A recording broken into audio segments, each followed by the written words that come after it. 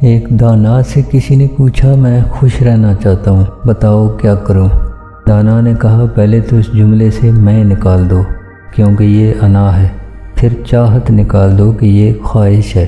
انا اور خواہش جب مل جائیں تو خوش رہنا مشکل بن جاتا ہے۔ اپنے جملے میں سے ہی نہیں، زندگی میں بھی جتنا انہیں کم کر پائے اتنا ہی زیادہ خوش رہو گے۔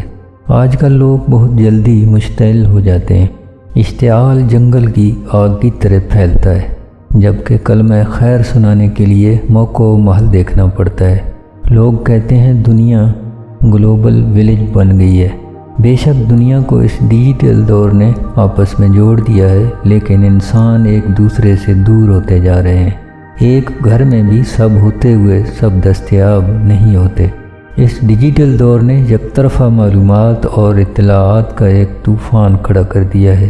کسی کے پاس تصدیق و تحقیق کا وقت نہیں رہا، لیکن معلومات اور اطلاعات نے علم کا ایک جھوٹا تاثر ضرور تخلیق کر دیا ہوتا ہے۔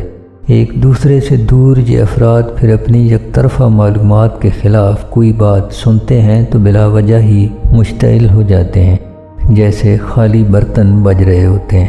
اس دور میں اگر خوش رہنا ہے تو ڈیجیٹل دنیا کو صرف اپنی ضروریات کے لیے استعمال کریں۔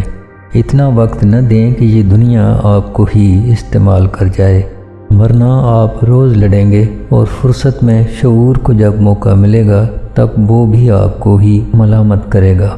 یہ ملامت آپ کو مزید اشتعال دے گی۔